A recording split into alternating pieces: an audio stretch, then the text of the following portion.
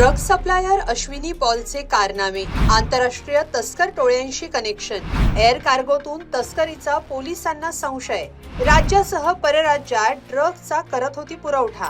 Drugs supplier Ashwini पॉलसह तिचा living partner अमीर सय्यद आणि इरफान अन्सारी सध्या पोलीस कोठडीत आहेत। टिटवाळ्यातून पोलिसांनी त्यांना अटक केली आहे। पोलिसांच्या तपासात या टोळीचे आंतरराष्ट्रीय संबंध आता समोर आलेत।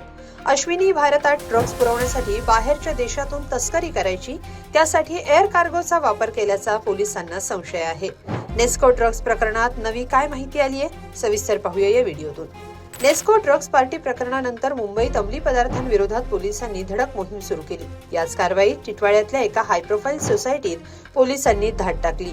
या आलिशान घरातल्या कचऱ्याच्या पेटीत पोलिसांना तब्बल 6 कोटी रुपये किमतीचे ड्रग्ज सापडले। यात 5000 एक्स्टन्सी गोळ्या होत्या, ज्या पोलिसांनी जप्त केल्यात। हे आलिशान घर आहे अश्विनी पॉल हिचं। ती एक आंतरराष्ट्रीय ड्रग्ज सप्लायर असल्याचं तपासात समोर आलंय। या प्रकरणात पोलिसांकडून अटक केलेल्या आरोपींची चौकशी सुरू आहे। यात जी माहिती समोर आली आहे त्यानुसार अश्विनीनं मुंबईसह राज्यातच नाही तर परराज्यातही ड्रग्ज पुरवठा केल्याचा संशय आहे। त्यामुळे मुंबईसह गोवा, गुजरातमध्येही पोलिसांचा तपास सुरू आहे। तर अटक केलेला आणखी एक आरोपी अमीर बाबतही धक्कादायक माहिती समोर आली आहे। नेरूळला राहणारा अमीर यापूर्वी दुबईतही कामानिमित्त राहत होता। 2023 मध्ये तब्बल 11 किलो हेरोईनसह त्याला अटक झाली होती।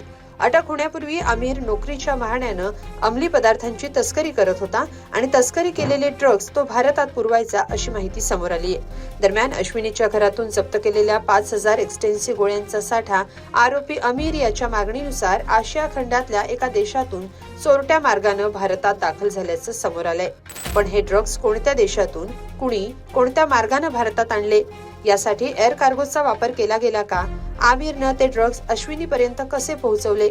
या प्रवासात इतर कुणी सहकार्य केलं? याबाबत अटकेतल्या आरोपींकडे कसून चौकशी सुरू आहे। तस्करी केलेल्या गोळ्यांची मागणीप्रमाणे विकण्याची जबाबदारी अश्विनी पार पाडत होती, अशी माहिती आल्याचं समजतंय। याबाबत दोघांकडे कसून चौकशी सुरू आहे।